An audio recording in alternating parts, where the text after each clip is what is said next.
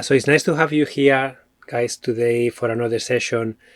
Today, my intention is to talk about time management, intentional time management, and we can dive into different topics around this. We can dive into the different dimensions of time management and different angles to look at that you can maybe find helpful. We can dive into the procrastination aspect. We can dive into the executive functioning skills aspect and how that ties really well with time management.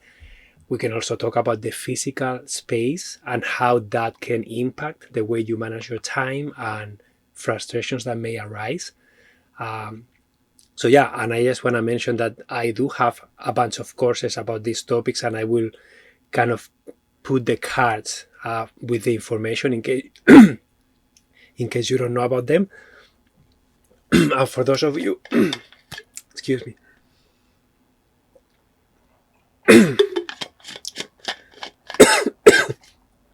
Samantha made me a very nice berry smoothie, but it's full of seeds, and the seeds get stuck in my throat, and it makes it itchy. Jay, did you do a live on procrastination recently? I wouldn't say. Excuse me. I wouldn't say recently, but yeah, I have done a few, and you can find some of the recordings on my podcast. And also, I don't know if they are on Inside Timer. Maybe they are if you search for procrastination. I am sure that you can find content, because I do have a course on procrastination here on Inside Timer, and I did share some of the lessons as tracks, so you can find something. Yeah, for sure. Okay. And before getting started, I also want to share that Samantha and another teacher here on Inside Timer, her name is Cindy Crow, they are hosting a retreat in Thunder Bay in Canada. Okay, I'm sharing the card here with all the information. It's September 17th to September 21st, and it's in a beautiful property. She has brand new cabins that you can use, and Samantha and myself, we have been several times, and Samantha is co-hosting this retreat with Cindy, and Eva will be there too. So if you want to step into ceremony with Samantha, with Eva, with Cindy, and with others, that will be a really good opportunity for you to do so. And things that are included in that retreat are there's a sweat lodge that happens a few times. You may be making drums, a medicine garden, a medicine wheel, lots of sharing, lots of activities. When I was there, we made magic wands. We went to swim to the lake. So it was a very nice experience. I will not be going this time because I'm staying here in the motorhome with our cat that is sleeping right there. I don't know if you can see him. But yeah, just for you to know. And Becca, I will be in here in the island, in Vancouver Island. I don't know what I'm going to be doing with so much time. I think they are going for 3 weeks away. So I don't know what I'm going to be doing for 8 weeks, guys. And this is ties with the time management topic. It's been probably 8 months since I had a break from being with Eva, from being with Samantha. Did leave for a week, but Eva and I have been together the whole time. So just the idea of being 3 weeks completely alone kind of scares me a little bit, because it's like, I don't know what I'm going to be doing. But at the same time, I feel excitement about discovering what comes up for me, what I feel inspired to do. Because lately I've been feeling a lot of kind of lethargy. Haven't been feeling very energized, to be honest. And I think I'm getting tired of moving around. I'm getting tired of being a tourist. I really want to plan routes somewhere. So the idea of finding our spot it's appealing to me, but it's also overwhelming. And when it comes to the time management aspect of this, like, I am noticing procrastination. I am noticing overwhelm, fear, and a lot of resistance that is coming up for me about the idea of what does it look like? What is the next step that I need to take? And because I don't have clarity about that yet, that makes me feel like it's difficult for me to take action about something that I don't understand. So yeah, just some reflections here that really fit well with this topic of time management and the resistance that sometimes may come up for you guys when you are noticing that you are not managing your time the way you would like to, or doing the things that you would like to do. So for those of you who are listening to the recording of this on my podcast, I will share the information on the notes. Okay. Yeah. So a self retreat, beta. Yeah, that will be a retreat with myself. Amazing. Hi, Monica. How are you? Yeah. So, do you guys have any questions that you would like to dive in right now about time management? Anything that is happening in your life that you would like to share? Any wins too? Things that are working for you? Um, I'm here to serve you in the best possible way, and I am going to share the information about the course so that those of you who maybe are not aware, this is the intentional time management course, and this is a 10-day course, and it is an experience where I guide you through understanding the intentions that you have, understanding the frustrations that you are encountering, and then I talk about the physical space and how decluttering and organizing your physical surroundings, that can be in your home, that can be in your office, that can be in the spaces that you use on a daily basis. How can that have a huge impact in you and the way you perform and the way you feel? And then also I talk about executive functioning skills and how they tie with time management. I talk about procrastination. So yeah, let me see what you guys are sharing. So hello, Emilio Beca. Hi, Iga. Welcome. Peta says, I've loved this course, but need to revisit it. Yeah, Peta, this is like everything else in life, right? Many times life keeps happening and we have to revisit things. We have to remember things. Myself, I have to go back to the course and say, what did I cover in that course? So that I can remember. And also, how can I use that in my life right now to help me overcome this overwhelm and this kind of procrastination that I am feeling and experiencing myself. So yeah, I hear you, Emilio. You are like a mirror for me. Regards, all just said, feeling pretty stuck. Yeah, thank you for sharing that. And I think one of the days in that course, it's all about accepting your current situation and how important it is to be able to accept where we are at in the present moment. And then once we can accept it, then we can decide, okay, what do I want to do today in this present moment to start creating something different? And believe me that I have been feeling very stuck, and when I feel stuck, so the ripples effect of that feeling, I feel inadequate. I feel that I should know what to do next and I don't. I feel I will do it tomorrow or I will do something that I know how to do, or I will distract myself. Let's just move somewhere else. I'm just gonna fix that thing in the motorhome. I'm just gonna go for this bike ride. I'm just gonna do this thing, and I always distract myself from what I know I need to get going because I am afraid of taking that step. So procrastination, big time. Feeling overwhelmed, and that feeling of overwhelm, in my case, I become moody, I become impatient, I become angry, I become not a nice person to be around, not a fun person to be around, because all these things are touching very deep layers in myself, and they are touching safety, they are touching freedom, they are touching my personal identity, and how much I have attached the physical aspect with who I am and how much I deserve.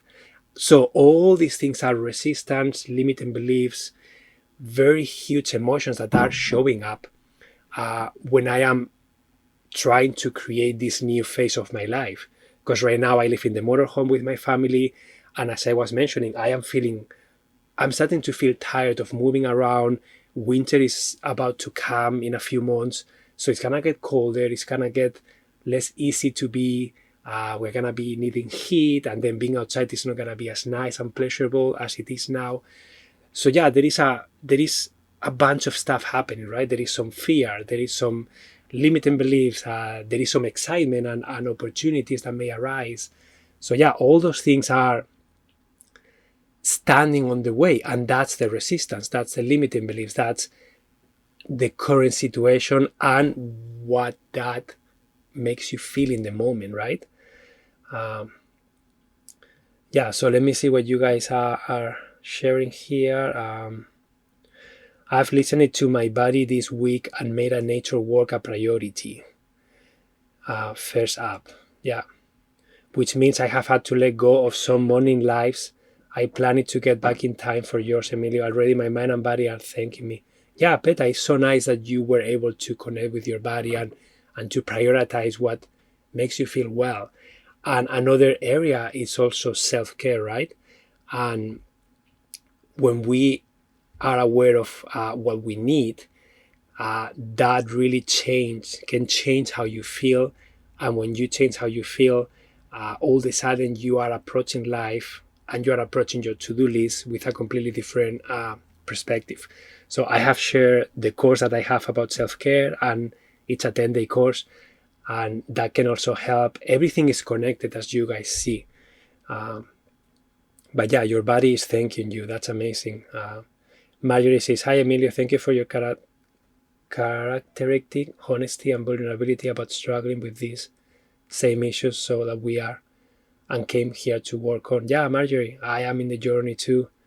And let me tell you that my life is so, right now, it is so uncertain that it pretty much every day I feel that it's touching my safety. I think shelter is a basic human need, and when you don't know what that looks like, when you are craving safety and craving a permanent place, but you don't know where that is. Right now, there are so many possibilities for me that I am stuck choosing. I don't know where to go. I don't know where to look. I don't know also, I don't know all the areas either. So I don't want to choose an area that I don't know to live there. So it's very overwhelming. And going back to where we lived before, it doesn't really excite me right now, to be honest. So yeah, I'm stuck. I am in a crossroads for sure. So Polly says, I need to organize my home, have a lot of time. How do I decide which area to tackle first? Yeah, Polly, that is a great question. When you are trying to organize your home, how do you decide where to get started? And I'm going to put the card up of my course, Creating Your Peaceful and Clutter-Free Home. In that course, there is a meditation, and I think that meditation is also a free track that you can listen to on Insight Timer if you don't have access to the courses. And that meditation will help you really connect with, like, what is the most alive in you. When I'm helping people declare their homes and we're trying to choose a space, we always try to think about a few areas, right? A few things to think about to help you choose where to get started. One area is, what is the space that feels the easiest for you to tackle? Because sometimes some people, for example, I have noticed that they have a really hard time dealing with clothes, decluttering clothes. So getting started in a bedroom where there is a lot of clothes and a big closet, maybe it's not the way to go, because you're going to be facing emotional resistance right away. And what I want them to do is to be able to experience some change, to gain some momentum, so that they can then go to that area that right now feels very emotionally overwhelming. And then they can look at that with more energy, with more motivation, with more momentum. So I may help them choose, maybe let's get started in the kitchen, because maybe there is not a lot of resistance in the kitchen. It's going to be an easier space to make a change, to make a dramatic visual improvement. And then every time they step into the kitchen, they're going to feel really well. And that's going to give them energy to then tackle other spaces, in this case, maybe the bedroom. So in your case, think about what is the space that feels the most achievable for you right now, and what are the spaces that feel the most difficult for you right now. And then my recommendation will be, try not to get started in the most difficult one now. Try to get started in a space that you can make a change fast, and then you can gain momentum. That is one way of looking at this. Another dimension of this can be, what is the space that you are going to benefit the most from? So what is the space that you use on a daily basis? What is the space that maybe right now is causing you the most frustration? And if you were able to flip it, it's going to help you feel way better. For majority of the people, I will say those are the basic spaces that we all use on a daily basis: kitchen, bedroom, bathroom, and sometimes living room, a common area. But I will say that we all eat on a daily basis. We all sleep somewhere on a daily basis. So transforming one of those spaces is going to really help you create momentum, create a change that you are going to benefit from every single day. So that's another variable to take into account. But it's very personal. There is not a right or wrong entry point, okay, approach. And you have to check in with yourself about, what is the space that I want to get started with. And if you are unsure, sometimes just choosing one space and getting started, it's better than remaining stuck. Because when you start changing things physically, energy starts moving, and then you are going to start finding new awareness, new questions to ask yourself, new possibilities that you didn't think about before, because you are starting the process. And it's like you are showing the universe, I am ready, I am committed, I am taking action. So I'm just going to take the next available step. And then when I take that step, the following step, it will show up. And you need to trust that that will happen that way. Otherwise, you will never get started because you don't know where to get started. So I don't know if this is helping you choose a space, choose an area, but that's what I have seen that works. Okay, let me know if that's helpful. Marjorie says, I have never been good at time management or even awareness, much better at procrastination and going with the flow.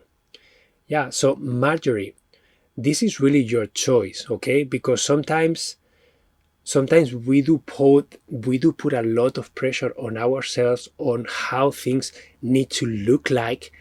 And sometimes, as you mentioned, going with the flow, sometimes it works. And sometimes that flow that naturally happens inside of you is going to guide you where you need to go if you can trust it and you can take action following that inner intuition, that inner flow. But when you notice procrastination, and this is another course that I have that I'm going to put it here, Overcoming and Healing Procrastination, I'm sure that you will notice that the emotion is different, okay? You will notice that there is something in there that is causing a blockage that doesn't feel good and you don't like it and you want to do something different, but you find yourself repeating a pattern or repeating something that is not serving you anymore.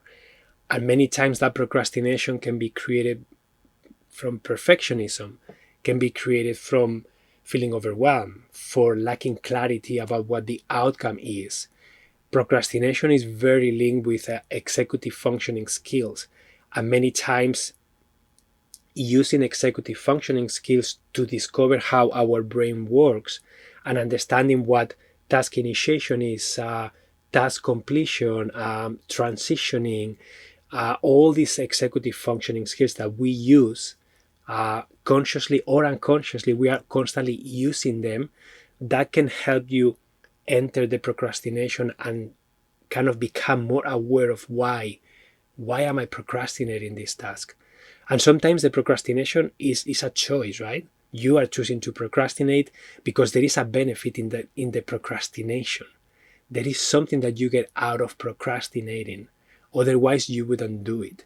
So uncovering that reason of, I procrastinate because I receive what?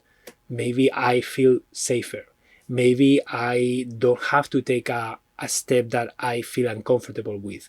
Maybe I need to talk to someone, and talking to that person makes me feel nervous, so I avoid that, so I procrastinate because maybe the communication is going to be difficult, or maybe I am afraid of the reaction of this person, or maybe I'm procrastinating because doing this task requires me to use something that is in a room that right now is very cluttered. Sometimes the garage, sometimes a room that you don't even know where that tool that you need is. So just thinking about the idea of opening that door and trying to find that tool creates like, ugh, so you procrastinate because of physical organization. So as you see, you can dive deeper into the reasons why you procrastinate. And so yeah, finding those reasons are really powerful, and really being curious and being present without judging yourself, without criticizing yourself. Just honestly be curious and say, okay, why is this happening? And just breathe a couple times. Maybe you sit in meditation in silence, you close your eyes, and then you keep in mind that question: why am I procrastinating this task? Or why I am not doing this thing that deep down I want to do? And I always find myself lately doing this behavior, or avoiding in this way, or doing this, and then after I feel bad with myself, and I really want to change that pattern. So that's when a little bit of mindfulness can be very helpful. Okay. Procrastination could be trauma related. Yeah, absolutely. Procrastination can also be connected with trauma, with any past experience that was negative, and maybe you didn't have the opportunity to fully process it. So any circumstance, any situation, any communication, any task that may evoke an emotion that may be connected with that traumatic event that you had or you experienced can cause that triggering action of avoiding, right? I am procrastinating that. This is not safe. But that's why in those moments, it's so important to be gentle. It's so important to make a conscious choice. Do I want to explore this? And if the answer is yes, how can I do this safely? How can I do this in a way that I can receive it and I can open to this at the pace that feels good to me? So again, lots of awareness, lots of that's why in the courses that I am sharing here, this overcoming and healing procrastination, there is a lot of space for mindfulness, a little bit of meditation, a little bit of time, a container of space for you to really be with yourself and really look at, okay, what's happening here, and then kind of allow new information to come. Because I was driving the other day, or Samantha was driving, and we saw a quote on a board that said, wisdom is slowing down enough to be able to hear. So wisdom is being able to slow down enough to be able to hear. Something like that. So basically, it said that wisdom is when you have the capacity to slow down or to stop so that you can listen, you can receive. That's what wisdom is. That's when you can receive new information. That's what mindfulness is, right? Stop doing, being distracted, and really allow yourself to be in the present moment with the situation that you are trying to learn more about. Okay, that's why it's important to really be able to create containers of time where you can slow down and you can really relax and hear.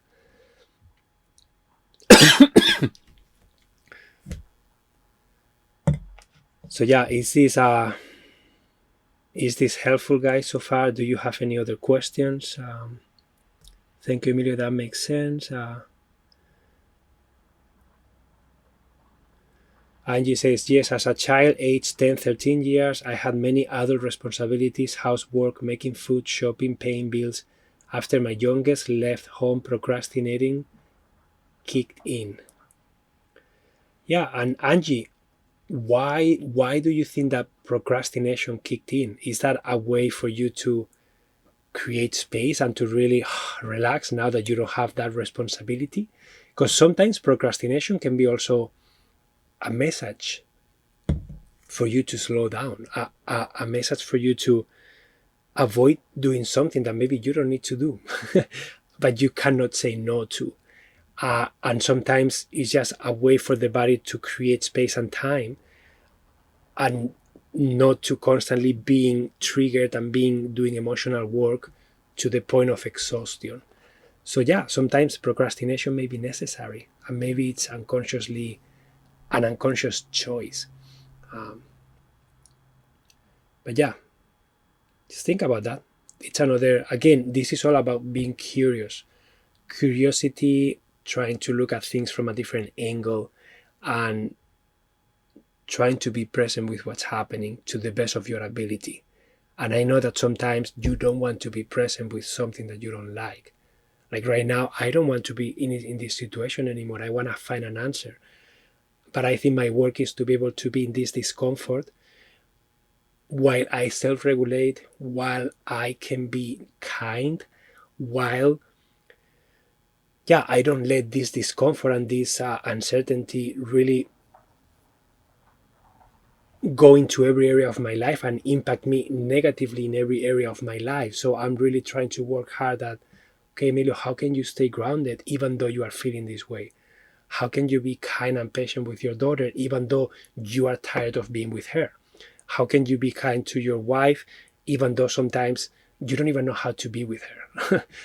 So there are so many things that I think I need to learn in this situation, but accepting that sometimes is really difficult. I just want to get going and do something different, and that is not the answer to the problem. So yeah, yeah, that's a valid point to combat overwhelm, past or present. Yeah, Angie says yes, it does feel like rest after 4 decades of being a single parent to 3 kids, but it's become the mom, and I feel like I should have some structure of some sort. It's become the norm. Yeah, Angie, but just listen to your message, okay? So you have been 4 decades, that's 40 years, being a single parent to 3 kids, okay? And now that has changed for you. And how long it's been since you are not a full-time mom for 3 kids? How long it's been? And then just put that into perspective, 40 years versus however long it's been. It's normal for you not to know what to do now. It's normal for you to need to transition. It's normal for you to really feel lost because you are becoming someone different. Life is asking something different from you now. And now you have the opportunity to be someone else. And the role that kind of identified you, I am the single mom, I have to care for my children, now it's not there anymore, right? In the same intensity. So now, what are you going to do with all that time? What are you going to do with all those no responsibilities anymore that you used to have? So from the outside, I will invite you to be kind to yourself, right? And I know it's really easy to say from the outside, and it's very difficult to do it when it is you. That's why I have a hard time with my own situation. And I'm sure that you guys will be able to tell me things that I cannot see right now about my situation, right? But yeah, it's really hard to do what you have done.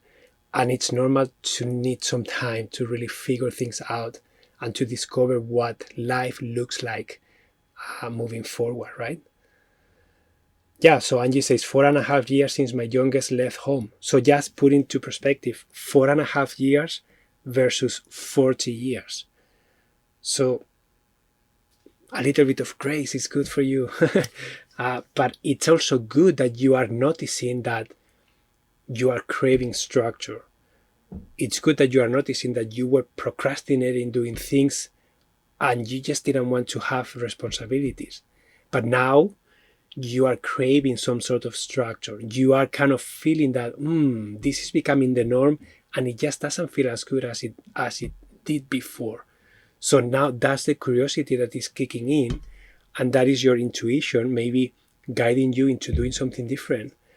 But there is a transition period of time between the old and the new, and that transition time is chaotic, is uncertain, it's unfamiliar, it's uncomfortable, and it makes sense. It makes total sense that you are feeling that way. Um, so yeah, every life transition, guys, is it's an opportunity to rediscover who you want to become, and it just takes time.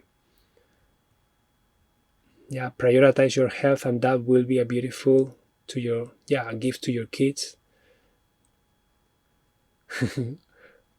Better, I keep telling myself it's okay if I take 10 years off now. Yeah, Angie, why not? If you can, I don't know what your situation is, but you can choose what you want, right? I also resist routines, at least in terms of specific times, although I am learning to do certain things to prepare my mind and body to ease into more active challenges. Yeah, so Marjorie, let me touch on that because that is a really good time management question that I get a lot. And in my own life, sometimes I question, right? Because I also feel sometimes I don't want to have a specific structure that is attached to a time. And at the same time, sometimes if I don't make that happen, then what I want to do won't happen. So I feel that there are things in life that can be more flexible, and I think that there are other things in life that they do need a structure. They do need a time, especially if other people are involved. Especially right now, you are not taking care of kids, but I have a daughter, so things related with my daughter they have to be time frame. It's like, well, she wakes up at 7:30 in the morning or 8, so I have to be there, right? If it's my morning, or but there are other things that can be more impromptu, but that doesn't mean that you cannot have the intention, okay? And this is where self-care can come in on a flexible way.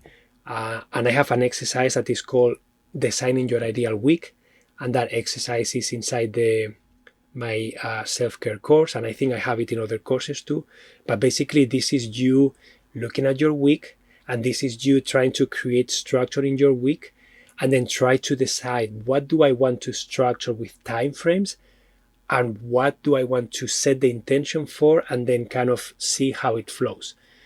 And that can be something like, for example, when I used to live in Waterloo, my week, what was there set to stone was if I want to play squash and I have an opponent, I have to put that in. If I want to, if I'm in charge with of my daughter and she finishes school at 3 or 3:30, I have to be there at that time.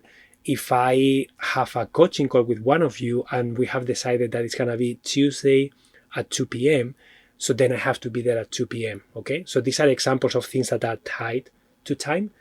But then if I want to create a course, for example, that can be done anytime. So it doesn't have to be done a specific time frame, a specific day of the week. So I can feel the day and say, ooh, I'm feeling inspired now. So I'm gonna go to my coffee place and I'm gonna work on that course for a couple hours. So that is the intention. I want to create that course and I keep the intention in my mind. I want to go for a run, for example. So I keep that intention in my mind. In my case, I don't love running, but I do like bike rides. I do like rollerblading. I do like things like that. So I will try to find openings when it feels good for me to do that, but maybe I don't have to schedule it in.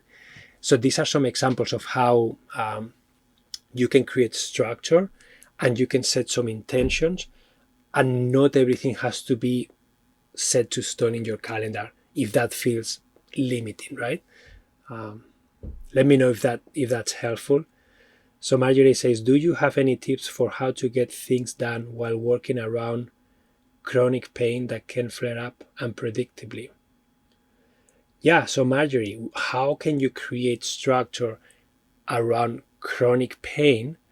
Um, yeah, that you don't know when that's going to happen. So in this case, I will say that if I was the one having chronic pain and I knew that I had windows of time where I will feel not good to do anything, and windows of time where I will feel okay to do certain things but not okay to do other things, and I will have windows of time where I will feel great and able to do pretty much everything I want. I will try to prioritize the things that are truly important to do when I'm feeling really well. I will try to think about what are the things that I could do when I'm feeling and then what are the things, how can I honor myself when I am not feeling well at all? And how can I hopefully be proactive enough so that my basic needs are as met as possible, or I can ask for help when I'm feeling that way. So I don't know what your support system is. I don't know if you live alone, if you have someone around you to help you, but really taking those things into account can be very helpful, right? Because if you are living with 3 other people that can help you, it's going to look very different than if you are by yourself. So I don't know what your situation is, but yeah, these are some ideas. And yeah, Peta says also, if some things can be delegated, that's a gift. Yeah, like learning how to receive, learning how to ask for what you need in a way that feels good. Sometimes it's difficult, right? Sometimes it is difficult to really ask for what you need and to really receive when people want to help you. So maybe learning how to do that more, and understanding that when you are receiving, you are also giving someone else the opportunity to give to you, and giving to someone else feels great. So who are we to stop that from happening? And I understand that sometimes it's difficult to receive, sometimes you just want to do it yourself, and sometimes it feels that you are burdening someone else, that you are taking advantage, that it feels selfish, they have something else to do more important than caring for you. But sometimes we really have to give them the opportunity to make their own choice. And we really have to honor what they choose. And we have to trust that they have chosen what they want. And if they are doing something to people please you, it's not really your fault, right? That is their problem. You can always check. It's like, I don't want you to people please for me.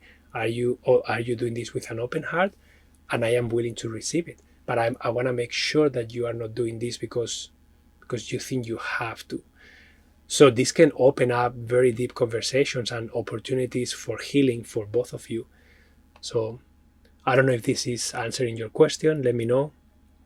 Yeah, Angie says, I have worked over most of 3 of the 4 years, but this year I decided I would rather have freedom rather than money. 63 this year, so I might just not work and just enjoy being free for the rest of my time left on earth. Angie, why not? If you can, like, I will say go for it. But you follow your inner intuition. And Sen says, I lost my job last year and trying to see this as an opportunity to transition to something more fulfilling and purposefully in my next job and with my life. I struggle to stay hopeful and motivated. Yeah, Sen, I hear you, and I can imagine how difficult it must feel to lose your job and then to try to stay in a positive energy. Because right now that's what's happening to me. Nothing bad is happening, but my mind is playing all these tricks, being fearful, all these little voices saying, that's not possible, Emilio, who do you think you are, blah, blah, blah. And all that stuff is happening. And then when I cave into that, my energy drops and I am not fun to be around. I am feeling unsafe, I'm feeling impatient, and impacts everything in my life. But when I can stay in a positive energy, I can stay, as you say, like, this is an opportunity. This is not something to be afraid of. This is something to be excited about. And even though I don't know the answer now, I am taking steps. I'm doing my best. I am showing up. I am staying, on a neutral, non-reactive, mindful state. Because from that state, it's easier to show up differently. It's easier to make connections differently. It's easier to see opportunities differently. But I understand how difficult it is sometimes to maintain that. Because right now I'm struggling to maintain that every single day, especially when there is no physical evidence outside of you that it's signaling that you are moving forward, right?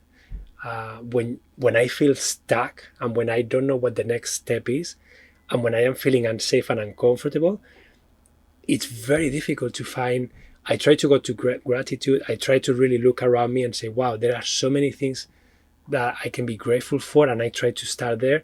Okay, I'm grateful to have a beautiful daughter. I'm grateful to be in a motorhome. I'm grateful to, and then that starts changing my state pretty fast. But sometimes I stay in the funk for way too long, and it makes sense that that happens to you too. So, hi, Matt. Thank you for joining. So yeah, it makes total sense, and thank you for sharing that. Yeah, so I don't know if you guys have any more questions, so we can switch to maybe talking about executive functioning skills if you guys want to.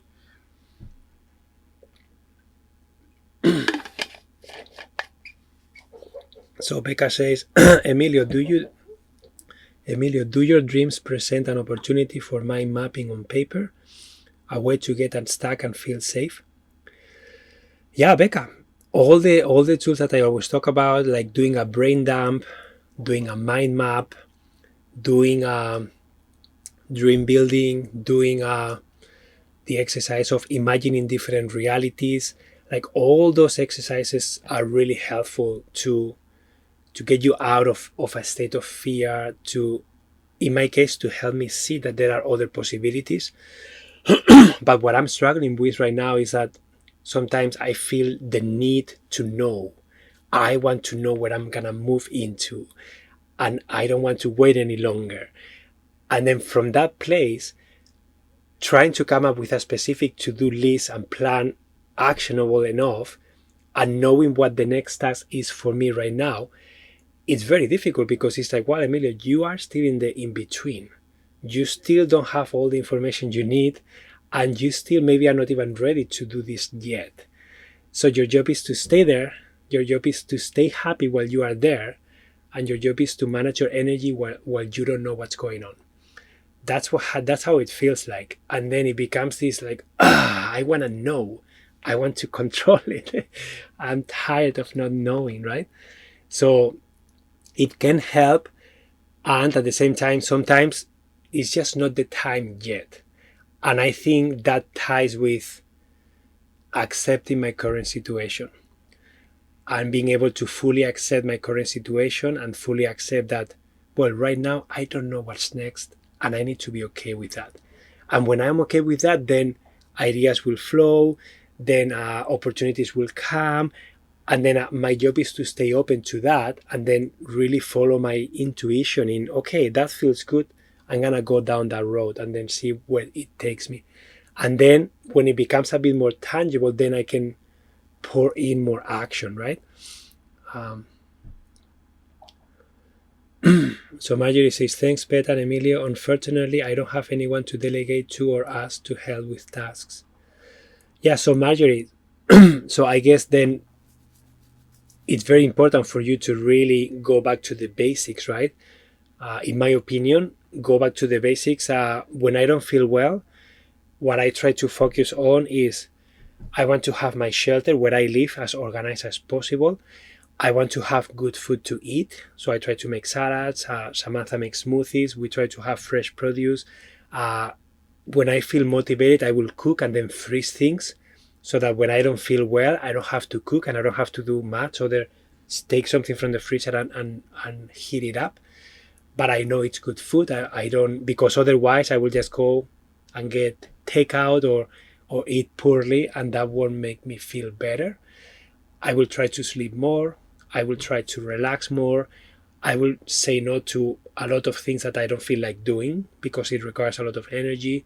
So I will allow myself to just be doing the minimum and be okay with that. And then when I feel more energized, then I will try to do more.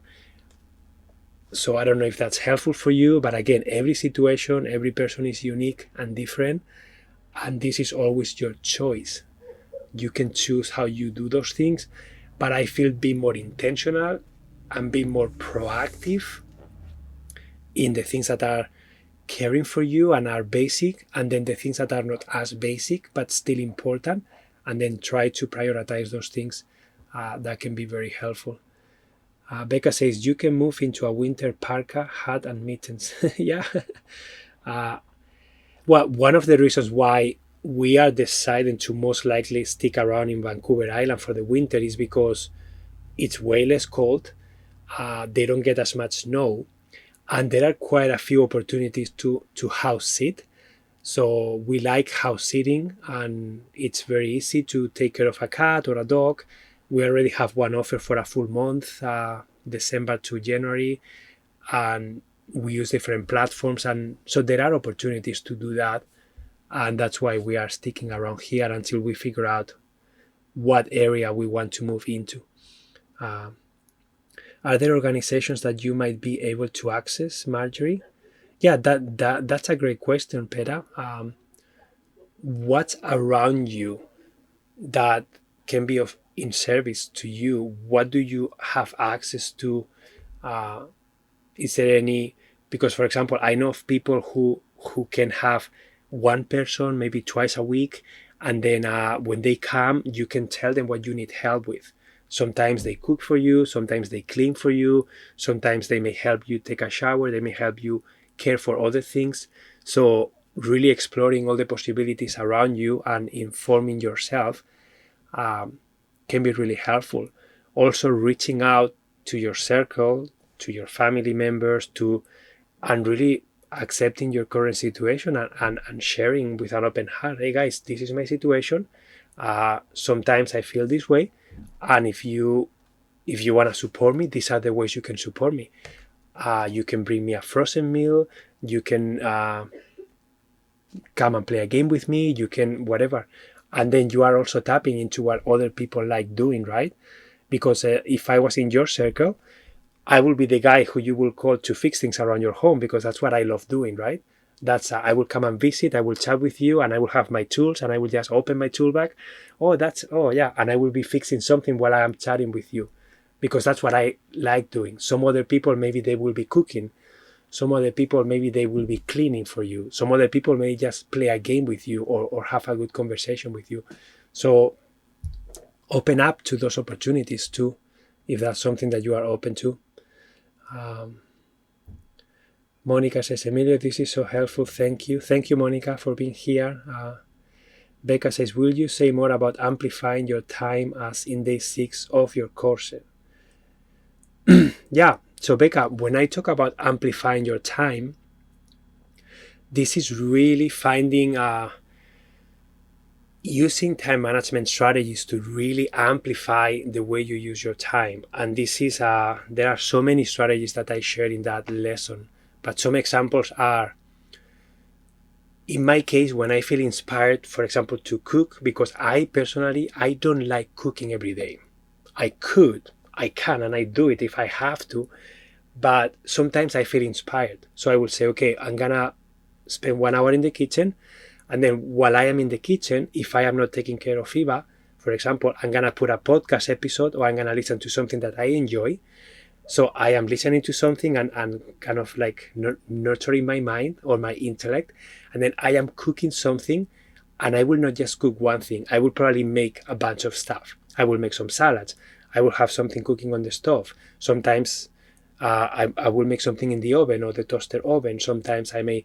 And then I will think about how can I utilize this time in the best possible way, so that I can get the most amount of things done. So that's one example of amplifying your time. Another example is when I was in a home. Right now it doesn't look the same because I don't have laundry here. But when I was living in a home with laundry, when I will just do laundry, washing machine, do the dryer, fold everything. And while that was happening, I will cook, I will clean, I will try to batch all the chores that need to happen so that it becomes more efficient. Another thing that we used to do, we had a magic, we call it a magic board, because everything that we brought on that board, it just got done. And then we had a section about house maintenance. So I remember having a bunch of things in there, and then a way for me to amplify my time when it comes to maintaining is to have everything that needs to happen in one place. And then when I feel inspired to do that task, I will grab my tools, Again, I will put something to listen to, or I will entertain myself in the best possible way, and I will get those things done. And that will help me amplify my time. Sometimes amplifying your time can be bringing help, can be delegating things to someone else, can be creating a routine that everybody understands and everybody can participate. And then all of a sudden there is clarity, there is a functionality, everybody had a say. This is very important in families. For example, with us, Samantha, myself, and my daughter Eva, she's almost 7 now. So there are routines that happen at nighttime. There are routines that happen at morning time. There are routines that happen when we are about to move the motorhome to another place. And then we create routines that when they repeat themselves several times, all of a sudden they become a habit. And that's another way for you to amplify your time, by creating routines and ceremonies that you understand, that someone else can participate in them. And then all of a sudden things just happen faster because there is clarity, there is structure, and then there is also, you are honoring your executive functioning skills in the way you design the steps, in the way you transition from task to task, and you honor how you function better. Another way for you to amplify your time is to understand your executive functioning skills. And I am going to put the card in here in case you guys are not aware of this course. And again, I do have some free tracks that you can listen to about executive functioning skills too. But when you can understand executive functioning skills, you are just going to amplify the way you show up, the way you do things, the way you say yes and the way you say no, and the way you organize your space, and the way you design how you are going to transition from doing this to doing that. And you're going to be so aware of transitioning and what that means, especially in physical environments, that if you're doing the dishes, you will finish everything, you will put everything where it belongs, and then you will transition to do something else. And then when you finish, you will put everything away, and then you will transition something else. And instead of you leaving a trail of stuff everywhere, you will have spaces that are inviting, spaces that are waiting for you to do something else on them. This is very important when you are using tools and you are fixing things. Sometimes when I see people working, I can tell how efficient they are just by looking at how they handle their tools. Like the best people, the most efficient people, if they are able to close their eyes and they are able to find everything without having to look, and they know where things are, and they have some sort of organizing system where they put their tools, where they put the screws, and they move from place to place in a very elegant manner. So that's a way for you to understand the transitioning aspect, the task completion, the organization aspect, and it's a way for you to amplify how much you can get done in the same amount of time just by being efficient. So yeah, I hope I answered your question, Becca. And if there is anything else that you guys can think of that you guys use that helps you amplify your time, feel free to share it in the comments. One of my favorite courses, I'm doing all your courses, I want to finish them. Yeah, Peta, that's a big task. And yeah, this is also something that many people try to do everything from everyone, right? And I don't think that is the way to do it unless you really feel inspired. Because there is always more. There is always more you can do, more you can learn. And I feel that sometimes you go in cycles. Sometimes you are on a receiving mode. You can read, you can listen, you can learn, and you are learning. And it gets to a point, at least in my experience, that I'm saturated. And now I have to take a break. Maybe I don't feel like listening to content anymore for a few days, for a few weeks. But what's happening is that I'm integrating. I am putting into practice what I'm learning. I am observing. I am maybe just resting because it was too much intellectually and I am drained doing that, or my body needs something different. So this is another way to really honor yourself and amplify what you can and what you cannot do. Because sometimes if I try to do something and I try to force myself to do something that is not really necessary in this precise moment, I'm not going to do a really good job out of it. I'm not going to be very efficient at it because I'm not inspired. I'm not, and again, I'm not saying the things that I have to do, like the things that need to happen. Like my daughter is not going to go away. I have to care for her, right? I have to make sure that she eats. I'm not talking about that. I'm talking about, imagine that I force myself to create a new course and I am forcing myself and it's just not flowing. So that's an example of me not honoring where I am at and me trying to force something that is not working right now. So I am not gonna be able to amplify what I do with that time. And sometimes it's the opposite. Sometimes there is so much inspiration, so much energy. So I want to honor myself by saying, I want to create a container of time. I'm going to separate myself from the family. I'm going to go to a library or to a coffee place because I feel inspired and I really want to extract this inspiration right now. So that's when I can amplify what I can do by creating structure and really honoring my impulse and really communicating that very clearly. Maybe to Samantha, maybe I will go to Samantha and say, Samantha, I know it's my time with Eva now, but I am feeling very inspired. Can you support me? Can I go away for 4 hours or for the rest of the day? And then I will pay you back the time, another time, or I can do something for you after. And then we try to support each other this way as much as we can. So this is another example of amplifying the time. Yeah, I feel very inspired by your courses, so relevant to me. Amazing, Peta. So that is really good. For you to do something that you are really inspired about and then that you can really integrate in your life in a way that makes you feel better, create change. And Becca says, helpful, thank you. What's your next playful strategy? Yeah, playfulness. Wow, my next is just juggling my balls for a little bit. No, I have been having a hard time tapping into playfulness lately, I'm not gonna lie.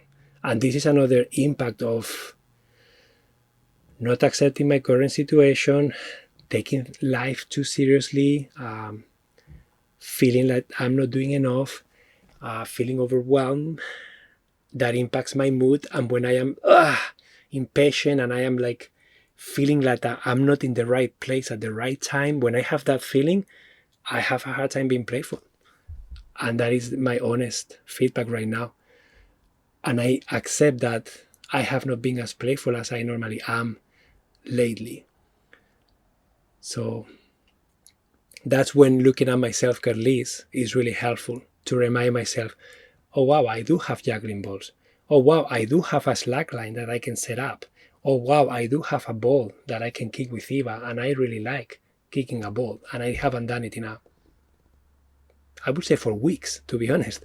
So thank you for the idea. That's what I will do after. Yeah, and then I'm gonna read this one. Wolfie says, I don't think you have specifically mentioned ADHD, but it's obvious you are knowledgeable about it from you talk about executive function. Yeah, which is impaired in ADHD brains. It makes everything harder. I want to thank you for your authenticity and openness about your struggles. It makes all the difference, allowing us to be able to relate to you and what you have to give. Thank you, friend. Yeah, thank you. Thank you, Wolfie. Attention deficit disorder and the attention deficit hyperactivity disorder, I would say OCD, like all these labels that you can throw in the mix, they do impact a lot how you function, right? They do impact how your relationship with the physical space, how much you can focus on things, how much attention you have. And this is executive functioning skills are really, really helpful for those of you who notice. And I think we all do in some levels. Some are more accentuated than others. But I notice myself that sometimes I have a hard time like to stay present. And sometimes I can be fully present. So the difference between those two stages are emotions, triggers, physical space, uh, physical structure, the environment, who is around me, and how that impacts me. So there are so many things that really affect how I function and how much attention I can have, right? So when you are talking about ADD, ADHD, for example, the physical space can have a huge impact, right? The more things you have, the more distractions you have, the more visual chaos you have, the more difficulty you are going to have to. So that's why sometimes physical order and a little bit of minimalism and labels and structure can really help your brain relax. Also, mindfulness, hopefully having any practice of meditation, mindfulness, doing any kind of activity that helps you bring your attention to the present moment, carving, juggling, uh, going for a walk without letting your brain kind of be all over the place. Doing something that allows you to kind of like relax and be in the present moment can be very helpful. And then when you look at executive functioning skills, then you start looking at task initiation, task completion. What does that mean? What does it mean to complete a task? Can you redefine what that means for you so that it is more doable? Can you sequencing? Can you take a task and sequence it in little chunks and then apply the task initiation and task completion to those smaller tasks? And all of a sudden you are not as overwhelmed. All of a sudden you don't require 15 or 30 minutes attention span. You can do it in a 1 minute, 2 minute attention spans. You know what I mean? And then you are sequencing that, understanding the impact of the transitioning, right? How much effort it takes to transition from doing something to doing something. And then we talk about the multitasking, for example. Sometimes multitasking has a huge impact in your brain because if you are doing a task that you require concentration for and you are interrupting and coming back, interrupting and coming back, every time you do that, you are going to have a hard time coming back. Where was I? What was I doing? You're going to need time to regroup and to be where you were before. That's why sometimes when you take into account the amount of energy that transitioning takes, you may design the tasks differently. You may design the length of the tasks differently. You may design the environment differently. So there are so many components to it, and that's why being aware of all these things, of all these skills that we use, and how they impact us, and just playing with them and tweaking them can be a very huge change for you in how you operate, because you are honoring your brain, you are honoring what you can and cannot do right now, and and you are complementing those skills with strategies. Yeah. Okay, so I ran out of time as always do. Yeah, thank you so much for all of you for being here. I hope that this was helpful. I hope that you guys found value. As always, if you found value and you are able to, I will really appreciate donations to support myself and to support my work. And I hope that you can take some of these nuggets that we have talked about today and you can use some of them to make your life better, to make your life more manageable, to manage your time more elegantly, more playfully, more intentionally, and yeah, and you know where to find me. So I'm also available for doing one-on-one calls. You can always book a call with me on my profile link. You will access a calendar and you can set a time there and we can talk and we can see how we can help each other and how I can support you. And I also have a lot of tracks that you can listen to. Some are free. And I also have all the courses I mentioned. So there is a lot for you to keep going on this journey if you want to keep going. And as always, follow your intuition, follow your excitement, follow your inspiration. You don't have to do it all. There is nothing you have to do. It's just what you choose to do, what feels right for you in this moment. Okay. So yeah, guys, thank you so much. I hope to see you soon. I don't know when that will be because we are visiting with Samantha's parents and we are kind of moving around, and I don't feel very inspired to book these calls when I don't know where I'm gonna be. Sometimes it's a struggle to find a place where I have access to the internet and quietness, and it's challenging sometimes to make these calls happen when I'm on the go. So I hope to see you soon. And until then, reach out if you need anything, okay? Amazing, guys. Have a wonderful rest of your day, and I will see you in the next one or inside one of my courses, okay?